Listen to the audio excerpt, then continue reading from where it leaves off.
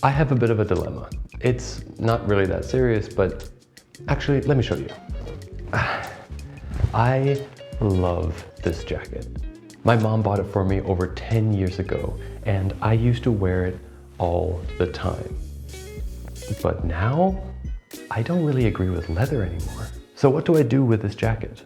Can I still wear it because it was given to me before I cared about the well-being of animals? And what about that chair? It's my grandfather's old chair that he's had for decades. I always loved sitting in it as a child, so it was given to me. I didn't buy it, but I'm still using it, so isn't it just as bad? I guess what I'm trying to figure out is, how do I deal with leather? There's a lot of problems with leather. Brand new leather comes from animals, usually from cows, and then it's treated with chemicals to make it into the material that we all know. Some people actually say that leather is a waste product. Because cows are primarily farmed for their meat and dairy products, and because they only provide their hides at the end of their lives, it's seen as not that bad. But it goes further than that. Making new leather requires a lot of water. The production of one new leather jacket typically uses over 30,000 liters of water, whereas a cotton t-shirt uses only around 2,500 liters.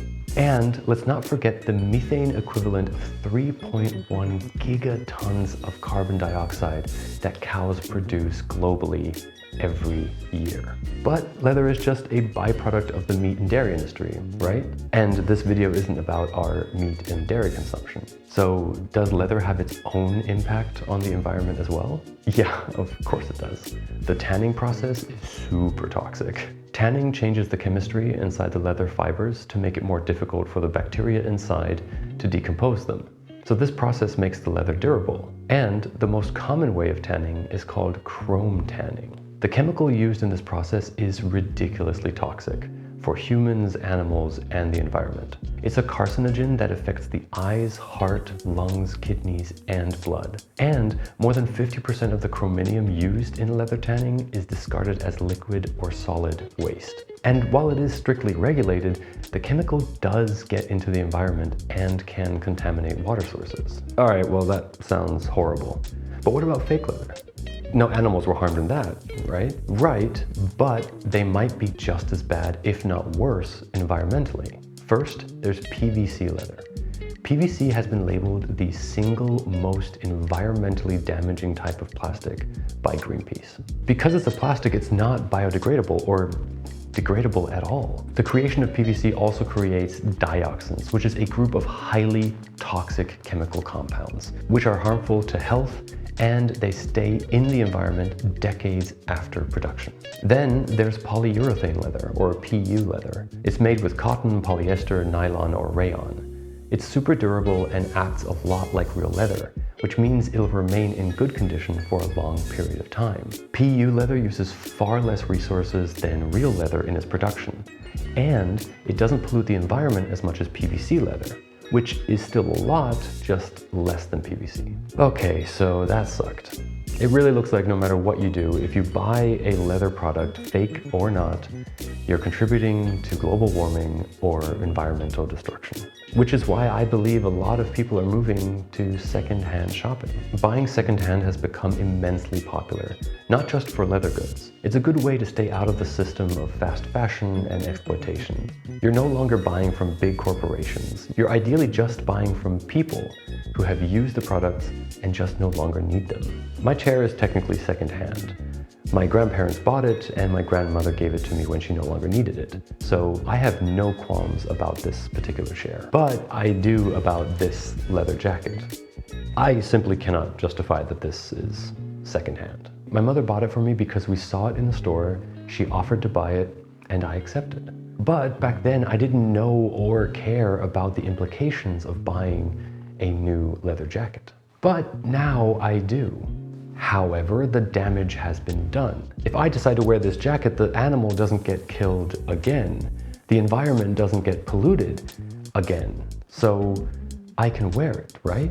That's what the whole idea is with buying leather secondhand. You're not causing more damage with your purchase, and you can still enjoy the quality of leather goods. I'll be the first to admit that I hate my fake leather shoes. I mean, just look at them. They flake and they break after one season.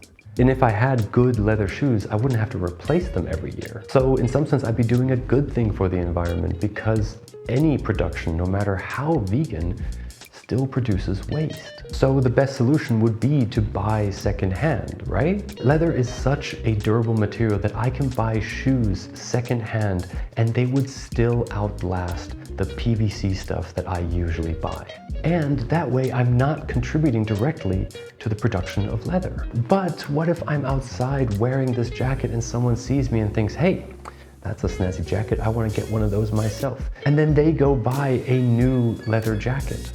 Now I have contributed, albeit indirectly, to the production of new leather goods. The whole point of refusing to buy certain products is to vote with your money. If I and millions of other people stop buying meat, the people who make the meat will stop making as much. If there's no demand, they don't supply. And as we've seen in the last decade, there have been more vegetarian and vegan options available everywhere. But if we continue to use leather goods, even if it is secondhand, aren't we just perpetuating the style? Fashion will continue to use leather because they see people wearing it. When someone sees someone walking down the street in leather, they won't automatically assume that they bought it secondhand. That is honestly one of the reasons why I have no problems with my leather chair, but so many with my leather jacket. It's about the influence. Only my friends and people that I invite into this apartment will see this chair. Actually, I guess all of you have seen it now too, so but then again, I am explaining myself. If I'm out in public wearing this leather jacket, I am making a statement. I am inadvertently telling people that I am comfortable wearing leather, whether I got it secondhand or not. Maybe I'd feel more comfortable if I paired it with a shirt that made it clear that I shop secondhand. Who knows? In the end, it's a hard question to answer. Having secondhand stores as an option for leather goods is great. Leather is such a good material that it lasts so long and still looks so great. And fake leather is always getting better. As a society, we are putting emphasis on environmental friendliness. And there are smart people out there every day working on solutions, which gives me hope for a future where we can enjoy the benefits of leather without any of the drawbacks. Regardless of what we do, there is no ethical consumption under capitalism. All we can strive to do is to make the best decision without making ourselves go crazy. If owning and wearing a leather jacket is going to make you happy, get that jacket. And buy it from a secondhand store if that will make you happier. I will definitely be wearing this jacket come springtime, because I love the way that it feels and the way I feel in it. And who knows, maybe one day I can give this jacket to my child and they can give it to theirs, and so on. Thanks for watching. Peace.